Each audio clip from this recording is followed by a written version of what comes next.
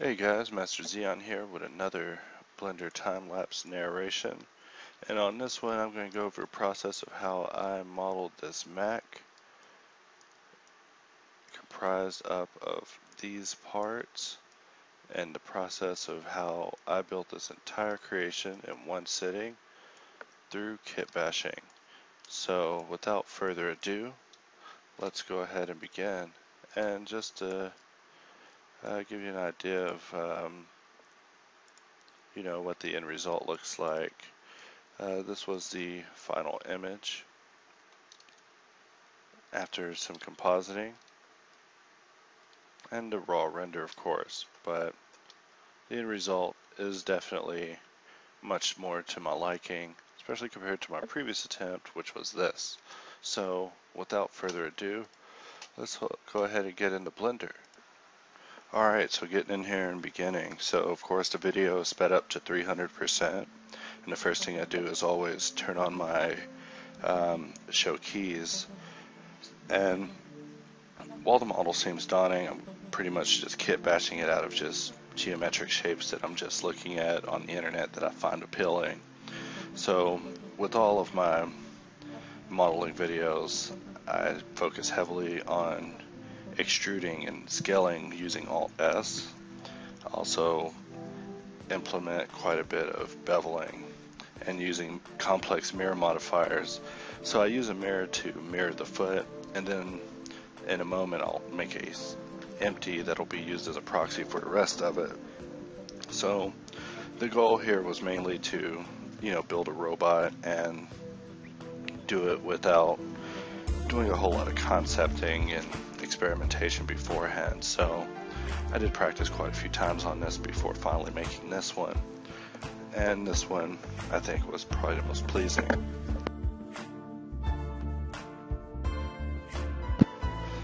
So building a foot, there's not really a whole lot of tips here. I'm just building up planes, taking off edges, extruding them up on the Z, and just looking at it from all angles, trying to figure out how to encompass it with the most interesting looking pieces of metal. So, in some areas I think I fell short, and then I did struggle with the design in quite a few parts, but I have an hour and 12 minutes to get that figured out.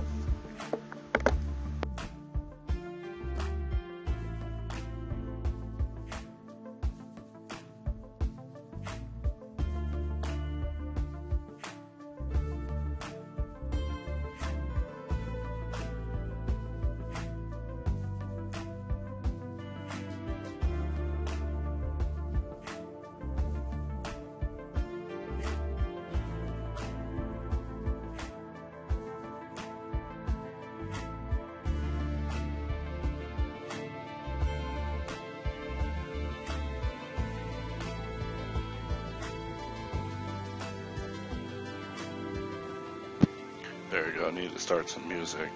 So, as you can see, I'm just jumping around pretty fast, just trying to fill in the forms so I can worry about the shapes that go in between later.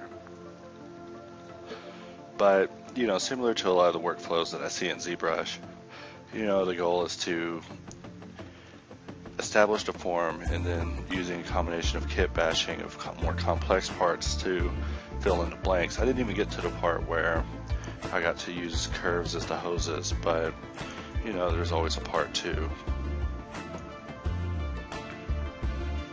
So I have two mirrors to worry about. I have the mirror between the legs, and then I have the mirror that's actually mirroring the foot. So you'll see me use these mirrors to join objects to get them on both sides, as well as splitting them to have certain areas subsurfed and some just set smooth, simplified. But I mean, this part, was one that I remember not being very pleased with. The broken cylinders and lacks of hinges, but so I drop in a circle, rotate it 15 degrees, and just do some scale extrusions to try to get a circular gear shape for the leg.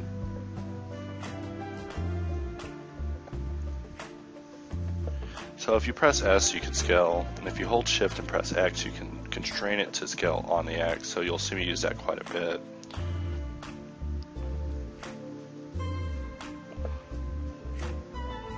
So building a robot from the feet up allowed me quite a bit of time to contemplate exactly what was going to be in store upwards. I feel that with this particular leg structure, I was working closer to some sort of droid. So I began to deviate from that so I can go for more of a killer Gundam style robot.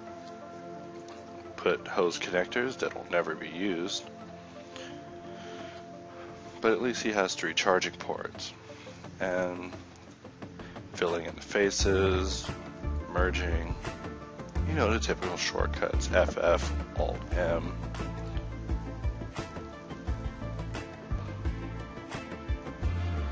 So when I'm looking at this, I'm not so much looking at what's in between as much as I'm looking at just a silhouette, just the outline, because I want the outline to give a menacing robot form.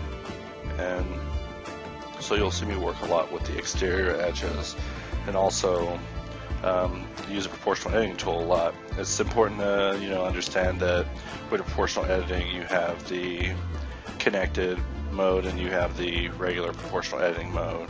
And connected will just only move the geometry that's connected, so that allows me to make some pretty large changes with these detached pieces without exactly modifying things that were intentionally spherical.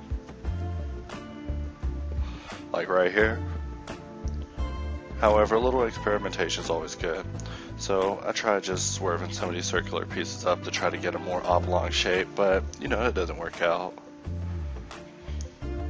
So the body was atrocious and ends up being abandoned. However, I felt I needed an upper body.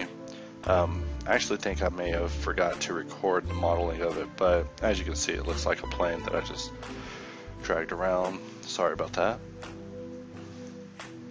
So taking some notes from my friend Tony, I try to make some segmented shoulder clamps that I end up abandoning, but still fun to try with.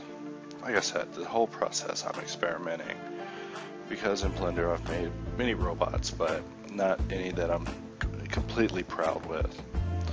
And lately I haven't been very productive, but I am on vacation all week, so I'm determined to put out as many videos as I can in this time period before I go back to work.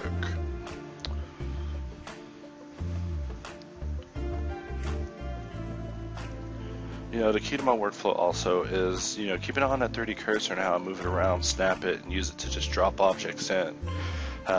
Sometimes I'll select the edge and snap the cursor there. Sometimes I'll select the opposing edges just so I can snap it in between it. And that gives me quite a bit of control with the placement. And then I just rotate on the X or Y because I'm using it pretty static.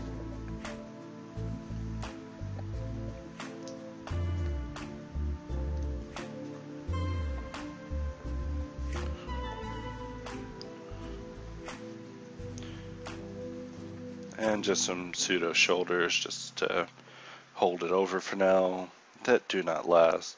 So now I begin the kit bashing stage of where I go in and I just start building parts. Just unique shapes and hinges and coverings just to hide the holes that is in my mech's heart. Try out subsurf, don't like it. Apply simple. There we go. Now the geometry is getting denser. So when it comes to polygon counts, it's something that I have always tried to be very lenient with and try to avoid getting things that will choke my computer in my scene. However,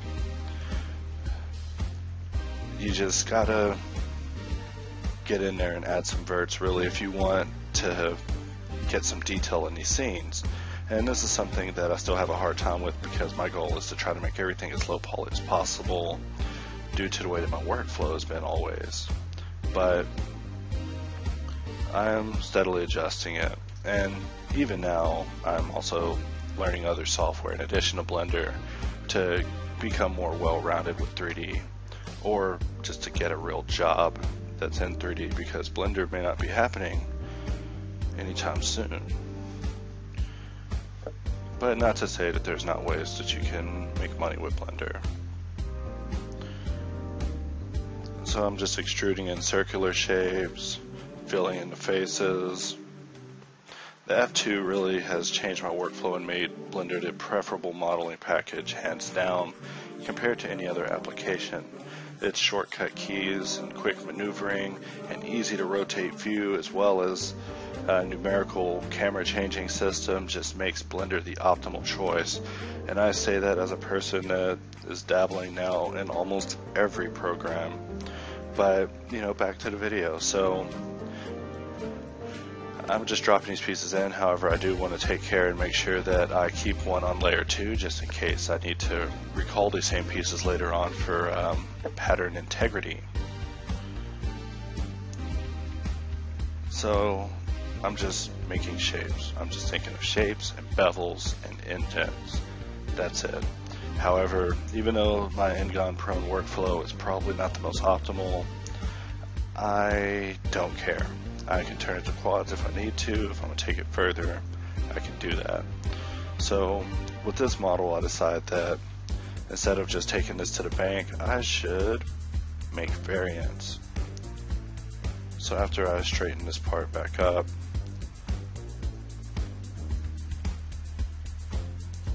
or maybe I'm going to just keep messing with it and then undo it.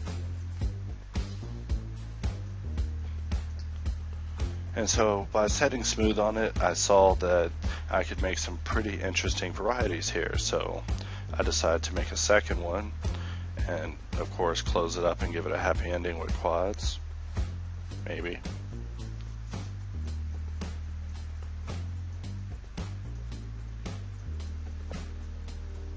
And usually I'm a little more meticulous about my end guns and closing things up, but I'm trying to really loosen up and get more work done instead of worrying about topology so much. It'll give you a headache.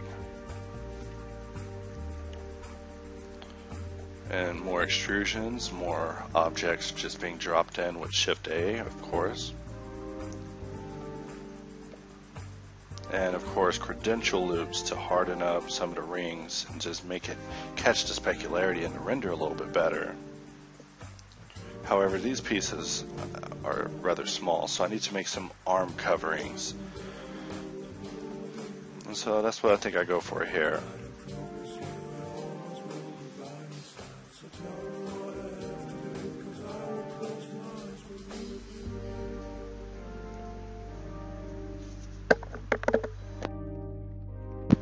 So at this point you see me actually use the knife project, which is done by selecting the object and then selecting the mesh you wish to project the knife onto and then choosing knife project, so that way it'll actually project the circle in cuts on the object. So right here I try to create a recessed canister type insert into this particular mesh, and in order to do that I had to apply a bit of subdivision, but it looks very nice and clean.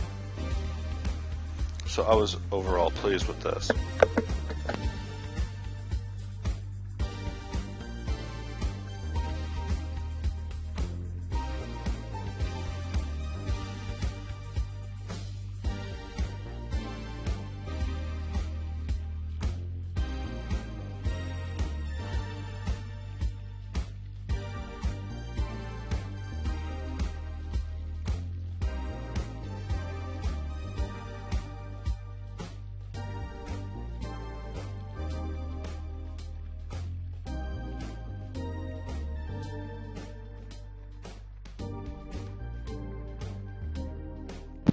And adding in circles to fill in those inserts, I begin to create variants of my variants.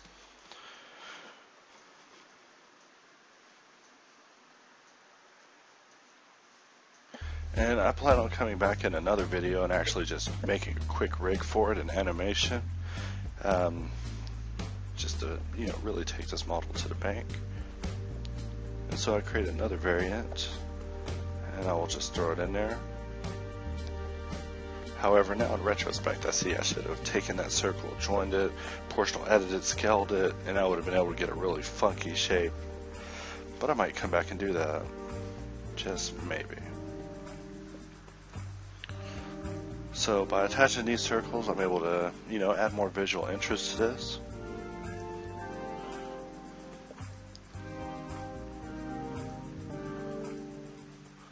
And now I have these. And so, like I said, the models that I've always admired have been Japanese otaku Gundam style models. So that's a lot of where my style for it comes from. But, in the CG community, there's no shortage of just heart-stopping CG robots to admire.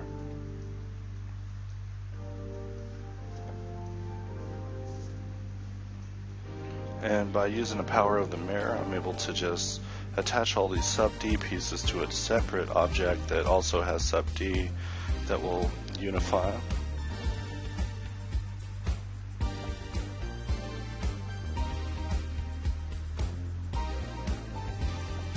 And all throughout this tutorial, you'll see me scale the legs, make them even bigger and bigger to handle the bulkiness that comes from adding all these components up above. So the initial scale that I go for this whole video, I don't even really stick with. However, at first I was thinking of making like some sort of rabbit style bot, but you'll see me abandon that very quickly and make more pieces.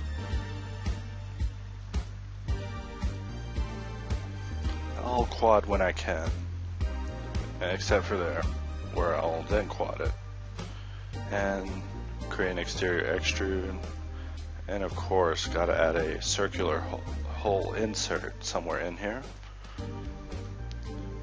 Alt-Shift-S makes any geometry like the circle. It's also how to make cubes into polyspheres. So Alt-Shift-S is definitely a shortcut to remember. And with these sort of shapes, in order to maintain the integrity throughout the subsurf, it's also good to always select your perimeter loop and extrude and create a loop to allow you to add even more loops going in that same formation in the event you need to harden or even crease it, or just quick selection for a bevel, or whatever the case may be.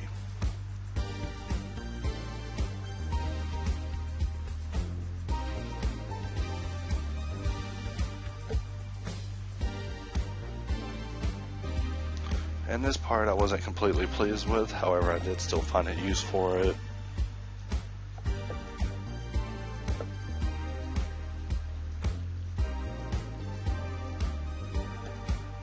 And here's another thing I like to do is just select some pieces and Alt-S scale them in, just enough that they don't break in on themselves, and then I'll just put a couple of loops to just harden up the crease, and then of course loops to go perpendicular to that to further harden it up. But since I have N-gons, I had to use the knife, but it doesn't matter. You just press K to use the knife, and then if you press Z, it'll actually cut all the way through the mesh. And I'll merge these so there's not a crease at the top part of that circle at the expense of a triangle, which I don't care about because it's flat.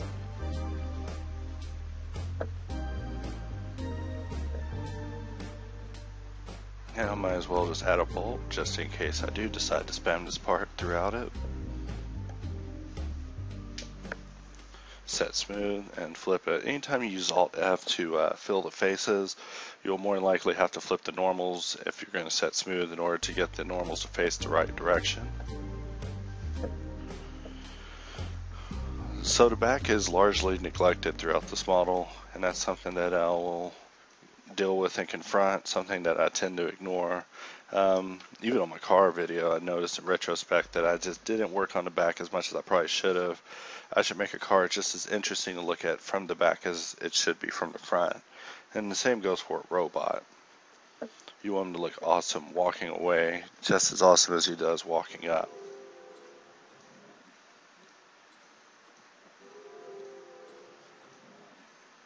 And right here I was thinking about doing some booleans and all sorts of madness, but I ended up deciding against it and deleting that part because I just did not like it. But I always start simple with these pieces. I always start with a plane or a sphere or a cube, because even those complex objects are just a series of primitives. curves or lines or whatever. This is another part that I made that I don't think I used enough, but is also good to have, and that is the graded notch panel. This is famous in CG environment, meaning CG sci-fi environments and just robots that need an exhaust.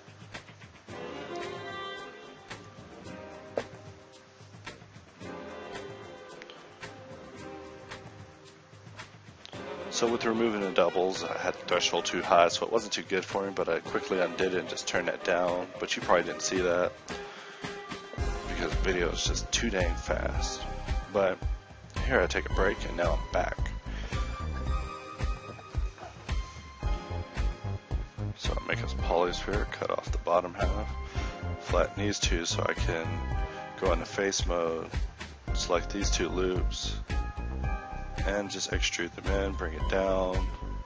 And this is just another idea I was having for the hinge. Like I said, no particular plan here.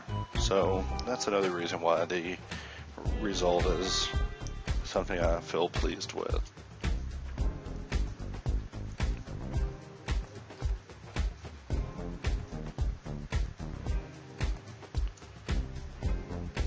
So one of my favorite techniques is always, of course, duplicating faces, cutting them out, and then just using the power of projection to redo the geometry in the form that it originally had. Which, if I didn't do it like this, it'd be a little different, but since I had, it was very easy.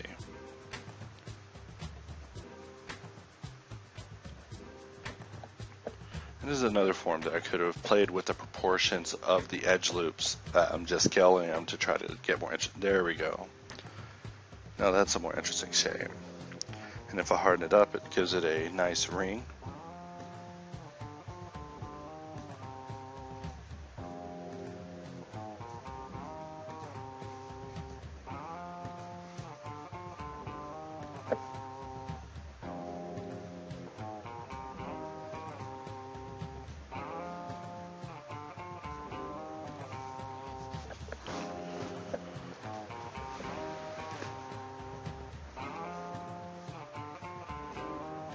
So here I create a piston that'll serve in some of the areas that will look like they need rotation or hydraulic actuation, just for visual aid purposes of any sort of sci-fi or mechanical cynics.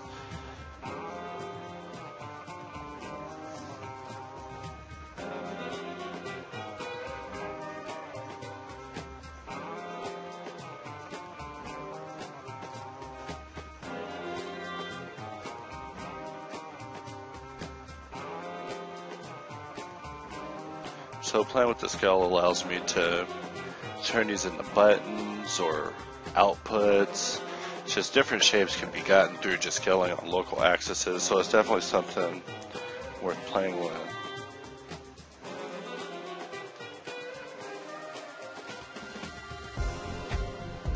And so I go through a process of kitbash and making parts for quite a moment.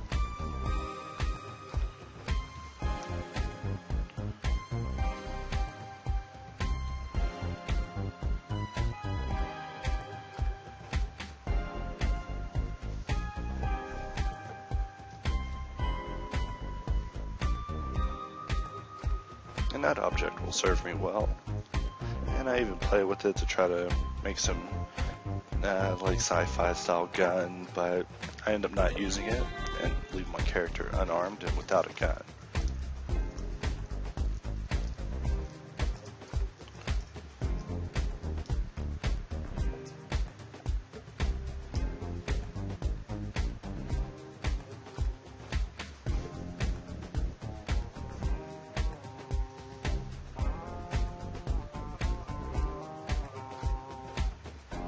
And just more complex buttons and robot orifices to just cover the creation with.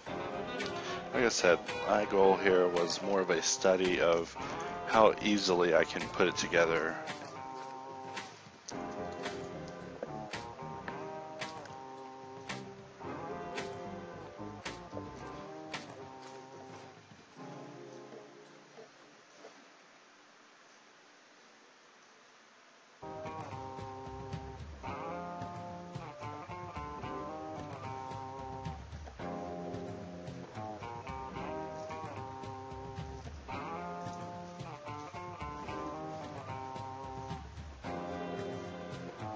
And I had to end up putting Simplify on the scene because I felt it was making everything a bit slow.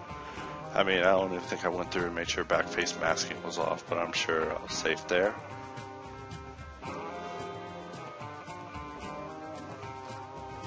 I mean, another thing is I'm also pretty sure I didn't check all the normals, make sure they weren't facing outward and things like that.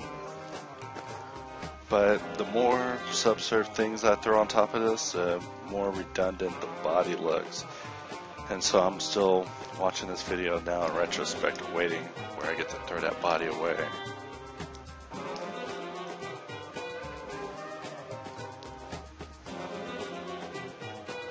So I'm just looking at the parts and just trying to figure out what should go where.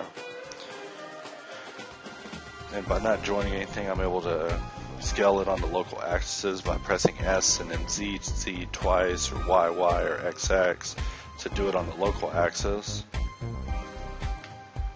And I decided this piece should just be a shoulder pad. And I end up sticking with that throughout the model.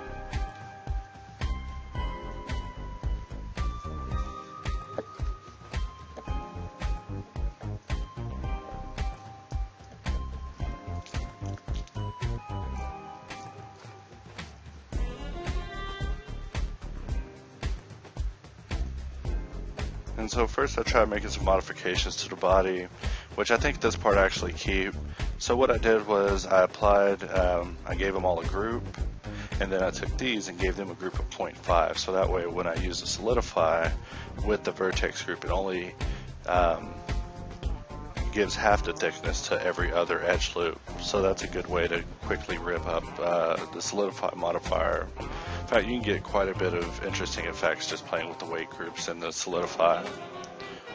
But continuing on, so covering up that crotch, you can't have the pilot falling out, with more circles.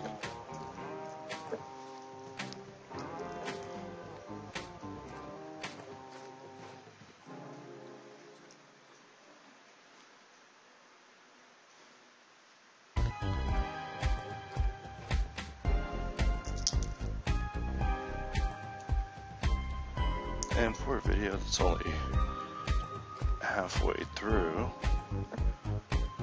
this chest will go through several iterations. However, this will be one of the iterations I stick with, and that is the Guyver style chest orifice lasers, which I guess is what I was thinking of anytime that I put holes in that area. So I try to use a knife, things get disastrous. I mean, I try to use a knife and then a bevel, it doesn't work out, so I end up splitting it, extruding it back, bringing it in, bridging those edge loops, and then just bringing down some loops to just confirm that. And I end up just applying a solidify. I was like, I don't want to deal with extruding all these different loops back and connecting them. You know, I'll try to soften it up, but no promises.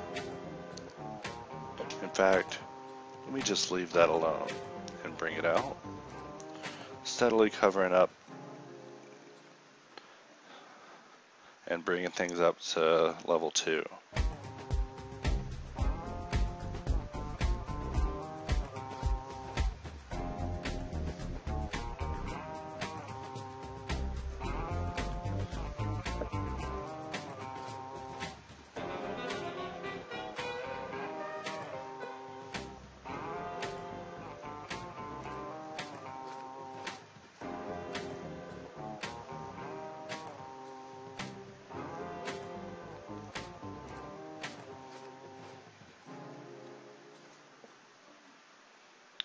And of course the power of mirror.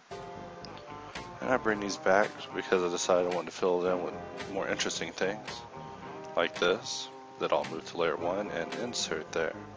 First I'll try it there, it doesn't work. Put it here, it looks like it'll fit. If I put it upside down and angle it,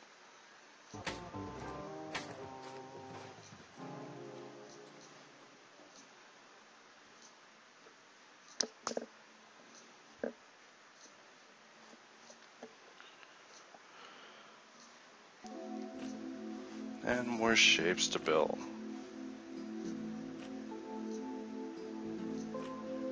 However, the further I get along with this, the more finalized the shape that I'm looking for is in my head. So I'm starting to see, you know, what type of objects would actually add to this model instead of just kitbashing randomly, waiting for something to come up. So in this case, we see that something came up.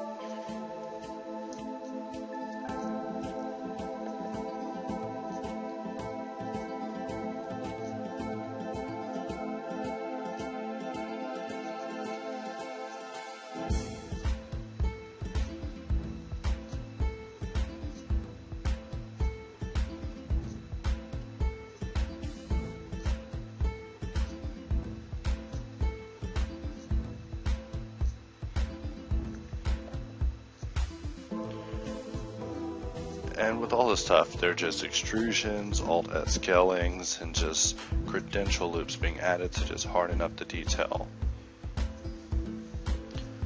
And I decided that these are going to be shoulder plates. And he needs 3 of them.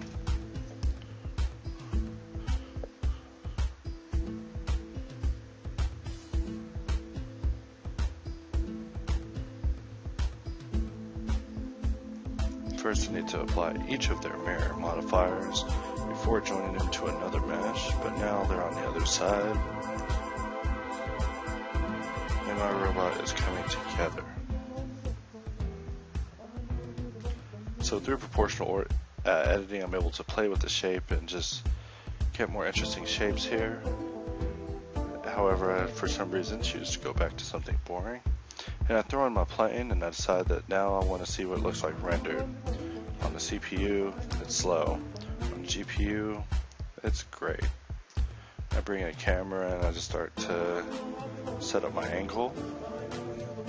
In fact, I don't even modify the focal shift, but I do increase the draw distance so that way it shows the whole model. And by using 3D cursor, I rotate it around. Use Shift B to set my box, and in the node editor, I'm going to go ahead and establish the world. And for this one, I'm going to go with the sun, get some interesting colors, and use the RGB curve to make those colors even more interesting. So I want a bright blue at the top and just some, interesting red at the bottom.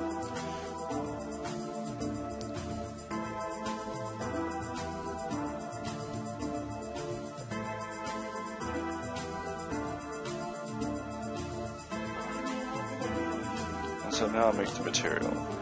The way I usually do it now is I'll start with a diffuse, and then I'll add a glossy, and by making it brighter white or darker black, I'm able to adjust how much of the glossy actually shows up on top of the diffuse. And then by setting the roughness, I'm able to set whether I want it to be a matte style finish or, more shiny. And so that's like the workflow I've been using for people. I've been using it for pretty much everything now. Just combining shaders to just get that effect that I'm after. So I consolidate all the layers so I can go on layer 3 and just make it. This would be considered part 2 of the video. So things get serious here. Now I'm more confident than ever. I feel that I have what it takes to finish it. So my goal is to just add more interesting shapes to the component sticking out of the front. Instead of it being shaped more like a mecha suit, make it more like, I'm trying to think of a good example. I can't even think of one.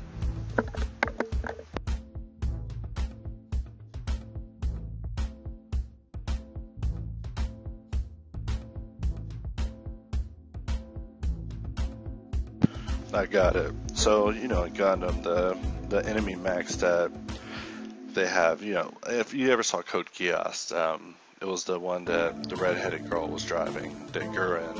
Like, that style of mech had a more interesting cockpit shape, is what I was thinking of at the time that I was modeling it. So, instead of having it just be a chest plate, I wanted to just have a sticking out type of pilot pit here.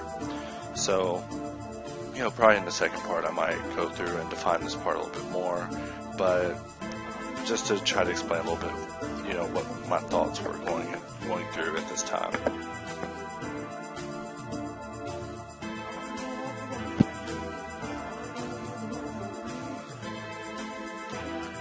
And I'm just wanting to fill in those shapes and just add some interesting light catchers. That's what I pretty much think when I'm making all these indented bevels. It's just light catchers, areas to break the specular, to inherit shadow, to, you know, make the AO pass a little more interesting, so that way I have things to play with when I'm tweaking the levels on them. There we go. Finally I pulled that in.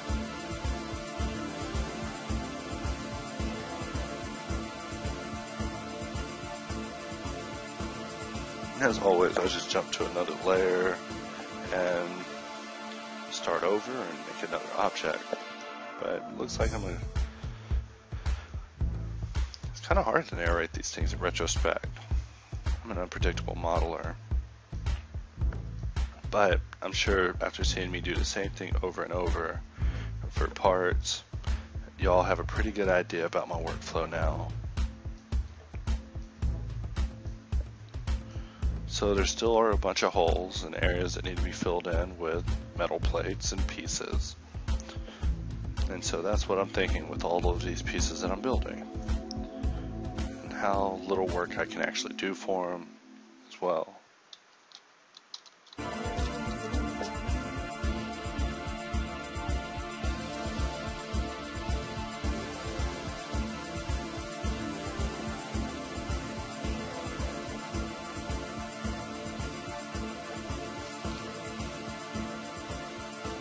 And using just a complex combination of the simple shapes I made and adding them onto these things, I'm able to get them to look a lot more interesting a lot quicker, saving me from unnecessary extrusions and Alt S's and whatnot. And keep in mind, I haven't checked any of my normals, but that's something I notice in retrospect. I'm just assuming that they're going to be looking out for me here.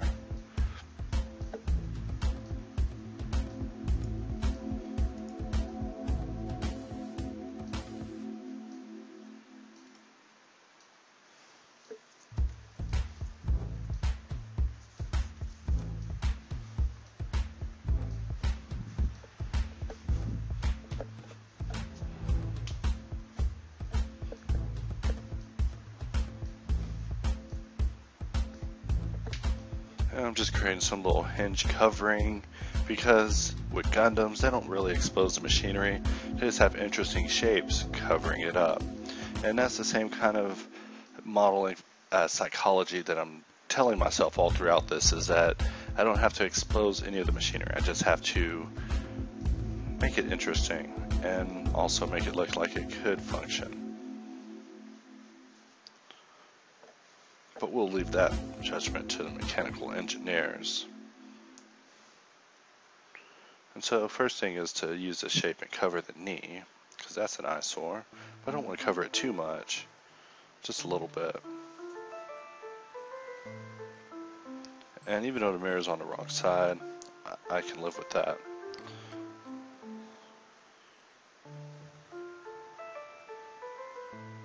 And while this shape doesn't fit here in my opinion, I still go with it.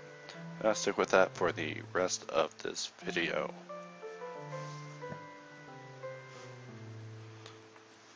And use my machinery hider. And so I give it the mirror, separate it, and remove the mirror, so that way it doesn't have an effect. So I render it. First I bring in my ground. So with my ground, this image is just a circular gradient with an alpha. That's it. And that's pretty much what I used to do my grounds. I'll use a mix shader, make half of it transparent, and the other half diffuse. And I'll use the color as the threshold. And I realized I didn't UV unwrap it. But now I have this little circular ground to stand on. But in retrospect, I realized I should have had him standing on a Blender logo.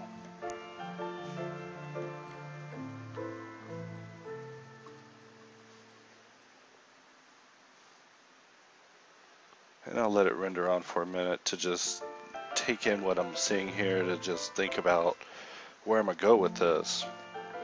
You know, at this point I don't feel like Blender should close on me and relieve me of this file, that actually now I'm proud of it and I feel like I should stick with it.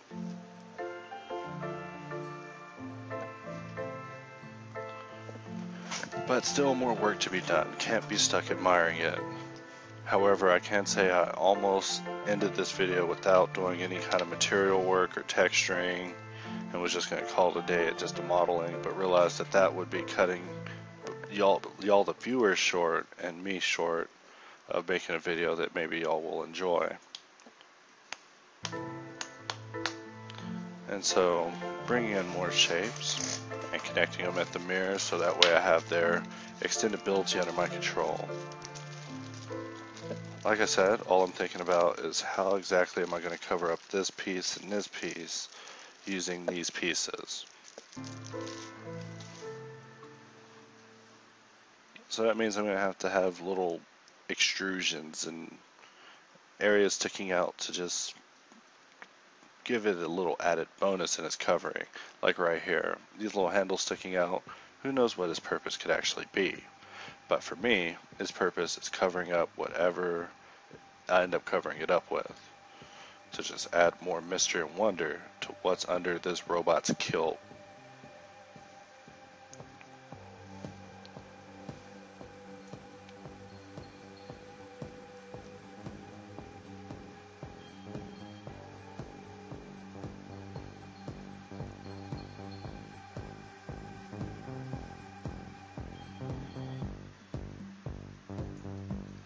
If my loop cut doesn't go through, I will use K and press Z and cut all the way through it regardless, and make a loop cut go where a loop cut would not go before. And now we bring about the render.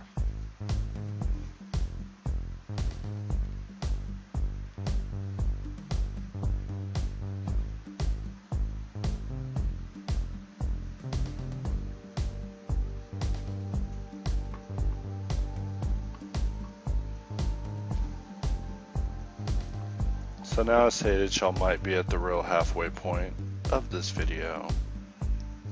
So, back to work, dropping in a circle and extruding it up.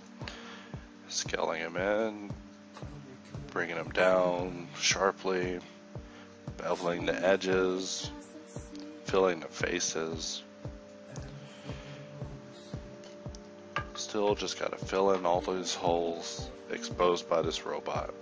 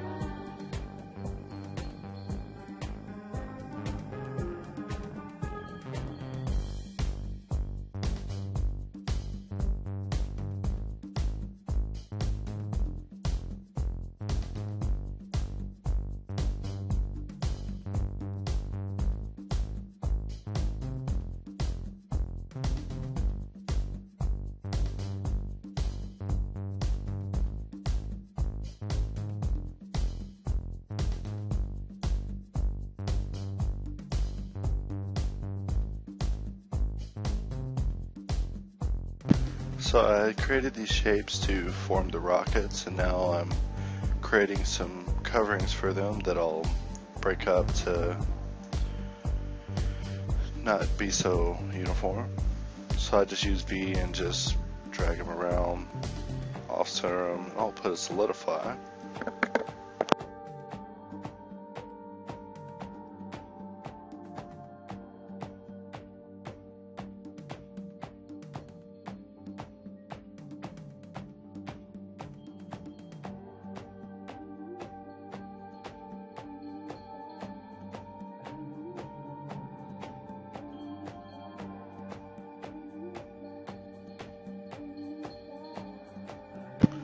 So if I'm going to put a helmet or a head or a covering, I need to just fill in the neck. So if you really must know what I was thinking around this time, I was thinking of how the collar of Lelouch on Code Geass is always sticking up. So I wanted to make something similar to that, but more mechanized. So I create this piece and then create an inner collar to also stick up and further hide the machinery underneath.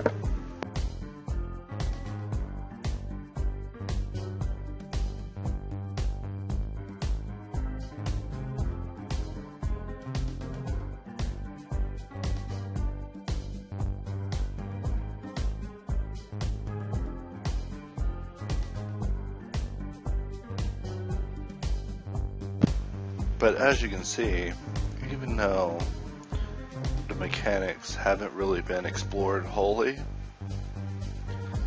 the model still is coming together. As long as I just fill in these holes.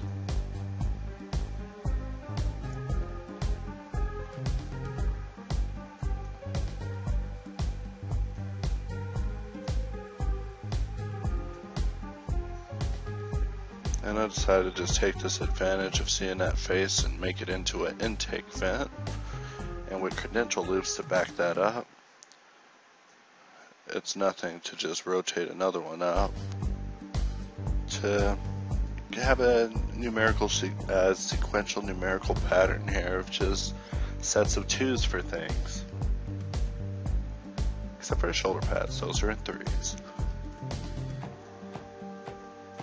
And using a proportional editing tool, I'm able to pull it uniformly and still keep my crease and not damage the construction too bad. For the head, I just was out of ideas. I decided to just put a cube there. I reveled with the thought of it just being the master cube bot, but not for long, as you can see, because I turned that to a sphere, drop it down.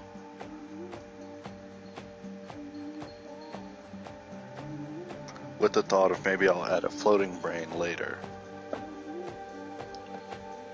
And here's where I make my Lelouch collar.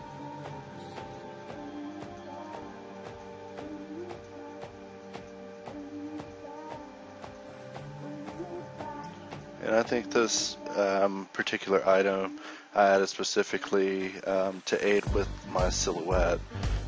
Because, like I said, the whole time I'm looking at this model, I'm thinking of it in terms of its outline, its shadow.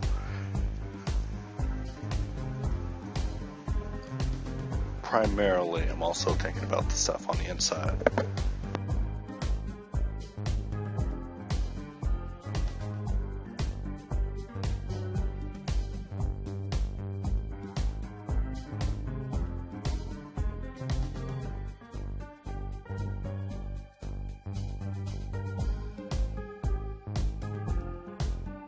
Alright, so for the hands, I spent a little bit of time deliberating and came to the conclusion that I should not just make a humanoid hand and then try to robotize it, because that will take up a whole lot of work. I should take another note out of Gundam's book and make hands in this particular style. So this is definitely a Gundam style hand because, you know, like I said, they kept it simple.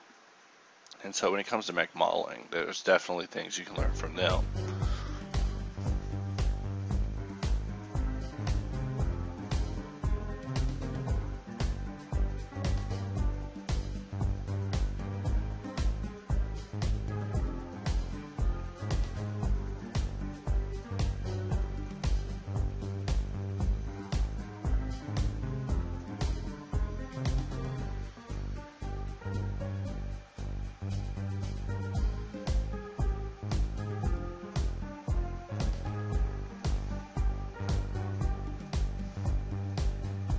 And so I just give the fingers a little bit of rotation to try to make them more interesting in their static pose, because I could just have them all just flat palm ready to press up against the glass, or I can try to give some relaxation to the fingers and get a more interesting shape. So that way, if he is stuck in T pose and all the renders promo shots of him that, you know, at least he isn't looking too boring and staticky T style.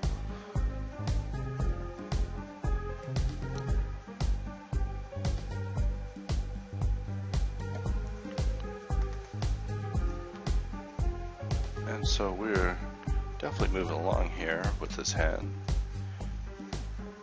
At our 50th minute, we only have 20 more minutes left together on this. But there is someone out there who is earning every gold medal that these extended tutorials is earning.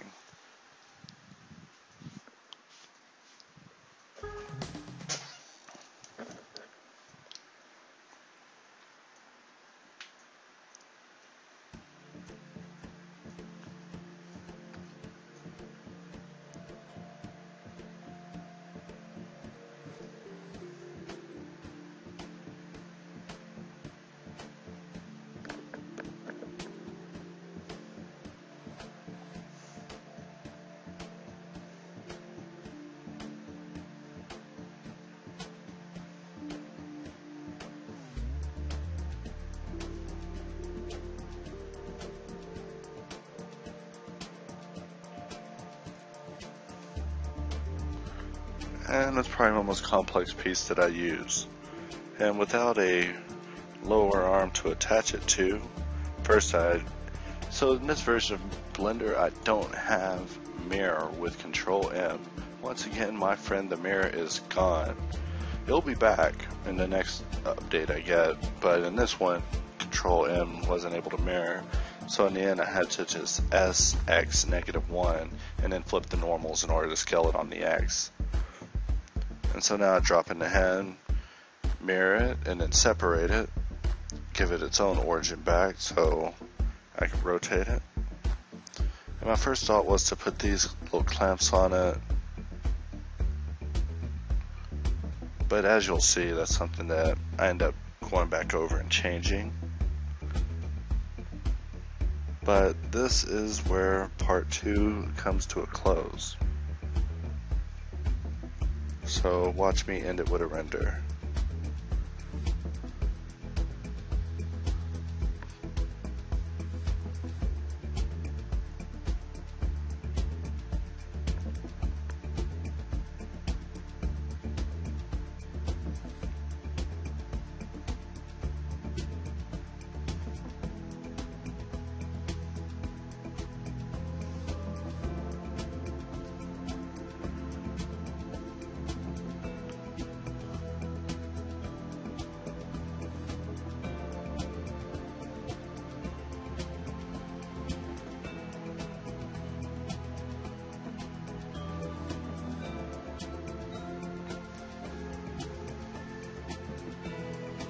This part doesn't require any explanation. By now you should be no stranger to me cutting my work into fours and just adding a mirror on all sides to try to just do it all in as little space as possible.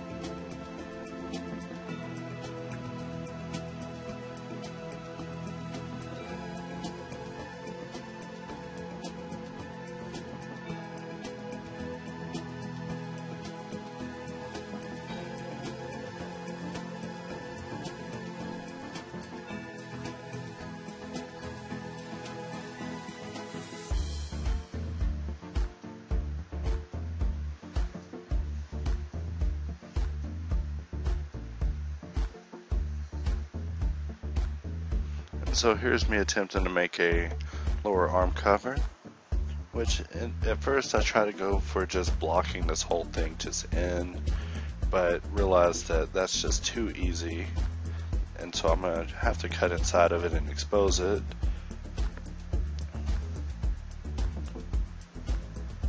Those had to go, but I keep them around for a moment, then they go.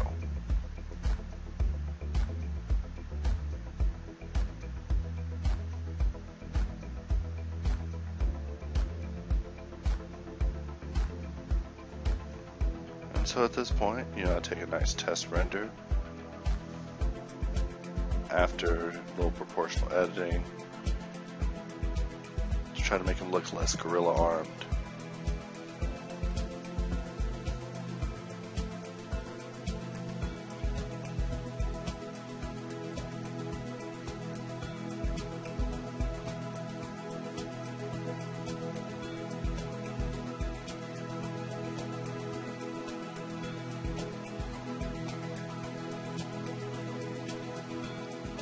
And so now we look at it, and it looks pretty good, except the hands just don't look right.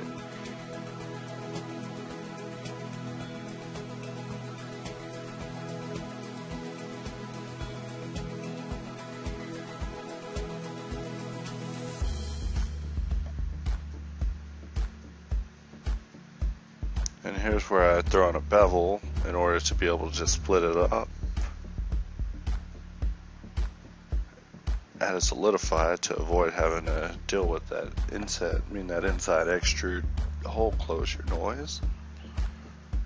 And I'm just going to fill it in with bars.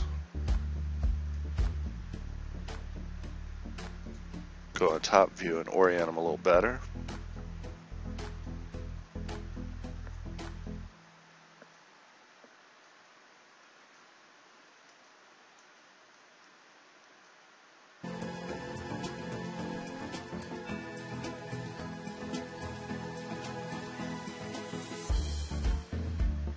So I try to, make some mechanical exhaust just go around the outer perimeter of the helmet to try to help me think about what forms would go underneath it, but unfortunate to say, it never came to me. I mean, I should just replace this head with the head of the model I made last week and just go from there, but that would be crazy. But I plan to make another head modeling video very soon, show you all some new styles and everything. So one looks silly, so I'd end up duplicating it, because if it doesn't look right in sets of ones, then theoretically it should look okay in sets of 3. And I think it does. However, this back does not look good, so I began adding in my own geometry to try to fill in some of the spaces. And in the end, I even become so thorough as to cover the bottom of the crotch area underneath the model, just so it's not exposed.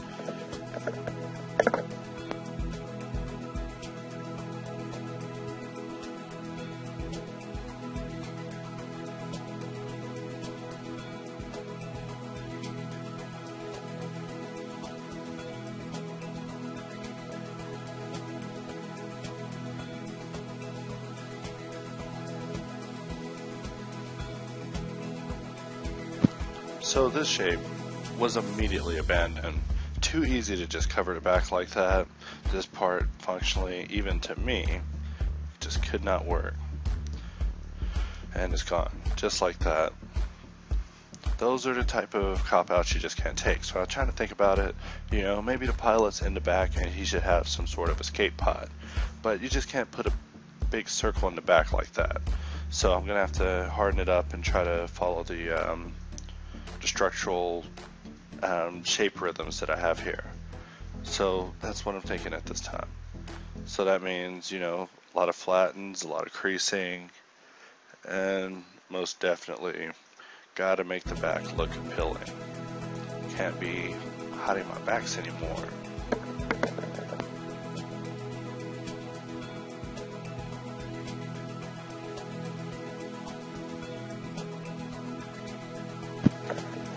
And I just throw loops at them, and that's just always how I crease it up.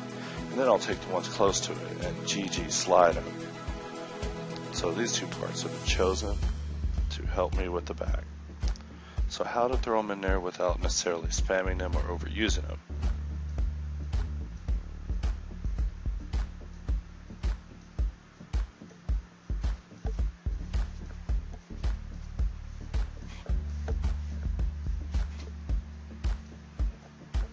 Of course, sets of 3 or 2.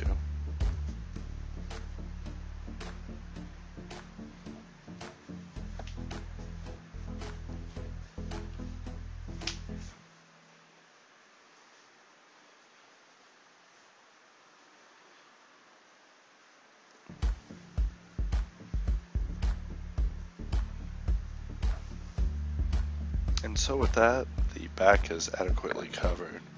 However, there's still some size adjustments, and people begin to point out that maybe the legs were too small. So I try to scale both of them at the same time, realize that that's not very smart. So I just move the plane down, then just snap it.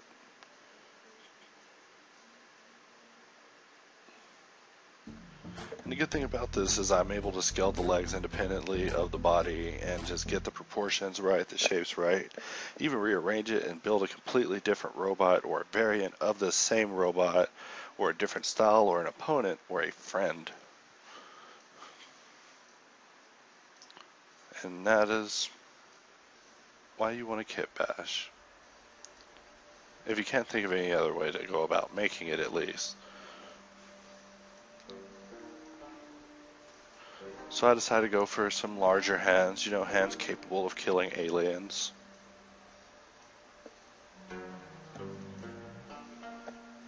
Or lots of humans.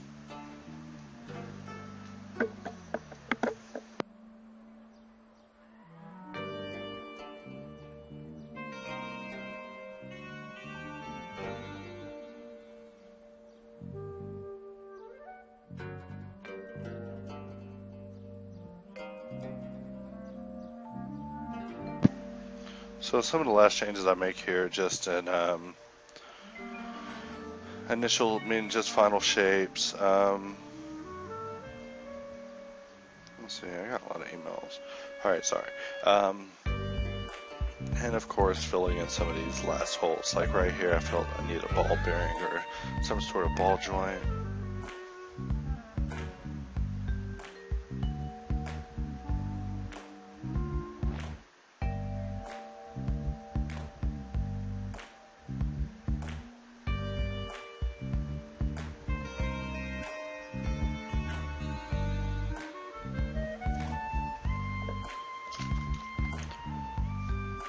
Alright, well, I just received a couple of comments about the speed of my videos.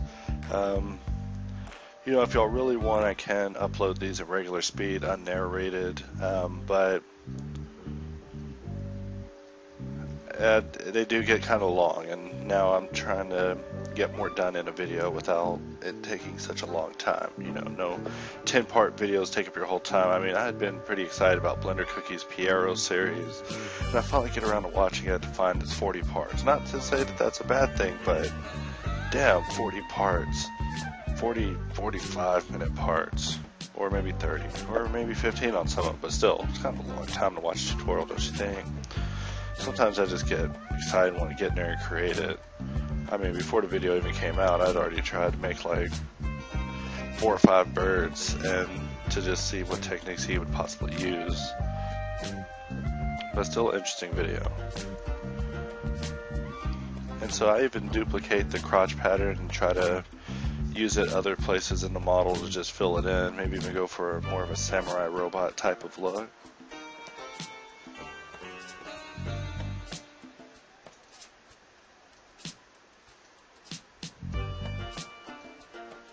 And I'm pretty pleased with this final result.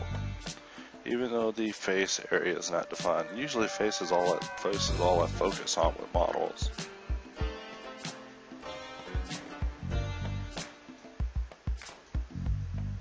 And I was even going to duplicate this area, extrude it out, and make it glass to further add to some of the visual interest and just kind of have a glowing orb on the inside. But I'm not going that route and end up just keeping it on a material, except for some of these parts that are not matching. And that's because they didn't have a material.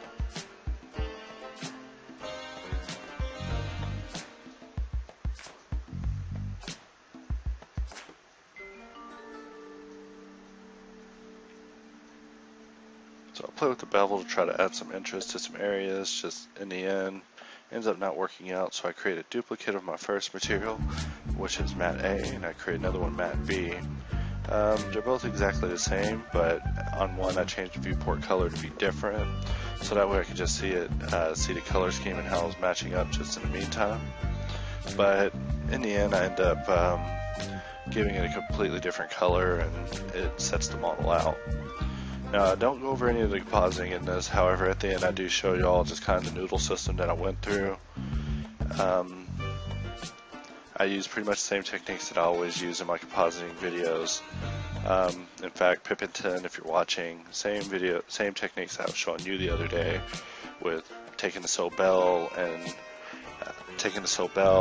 and running it through the color ramp and then multiplying it over the image after reversing it, turning it into line art, that kind of stuff.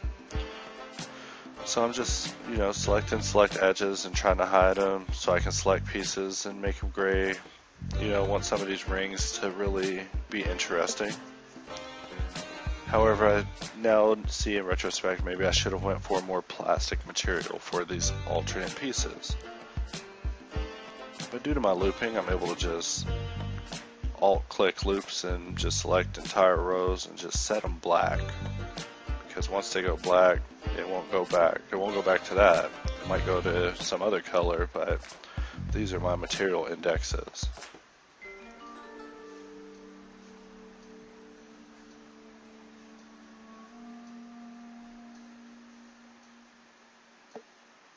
And since everything's separated into groups of sub D and non sub D, it's pretty easy just running through and selecting things, except for this, where that happened. And I end up just doing that, calling it a day, and doing that, plus that. And so for the shoulders, grow it by 1, make it black. Select the edge, make it black. Select the ink groove, make it black. Hide it, select this part with L, make it black. So, my selection techniques are pretty simple. I hide the edge loops and I just use L to select. For this, I set the rim to be 2, so that's colored. Then colored the inside of the rings, colored the lower part of the chest. The little crotch rockets, I go in and give them some color variations, and I do this throughout the whole model.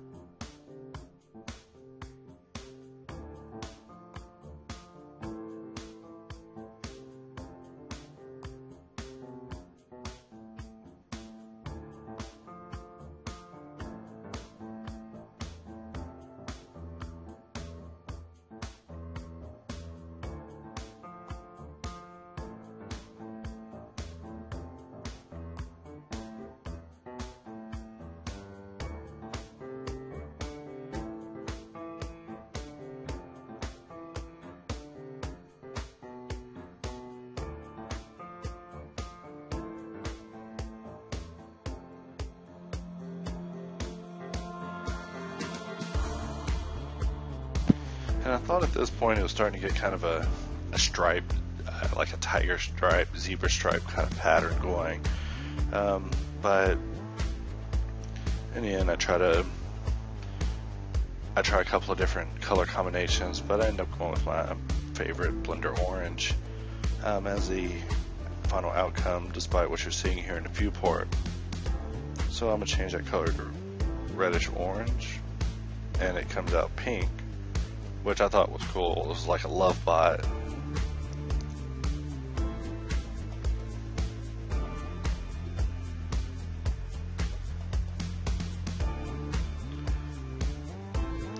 And so this is my render that I get in the viewport. So I think next I'll show y'all just the final nodes that I went over, but pretty much consider this to be the end of the video. But continuing on, let's see some nodes.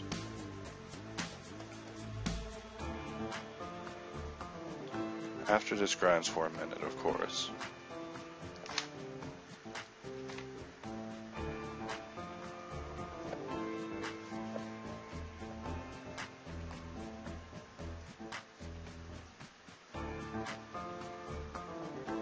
And for some reason I paused the render, but the tutorial is still running, when I should have just let that go because I think I was probably making a sandwich or something. So here's the final result, and here are the nodes that I used. The line passed, it's multiplied. Damn, this is fast.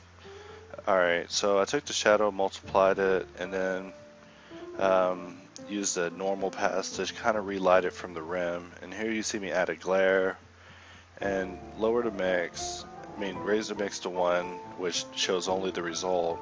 Lower the threshold to 0.2 so it gets just a little bit of the glare. And then I'm just going to add that into my whole pipeline.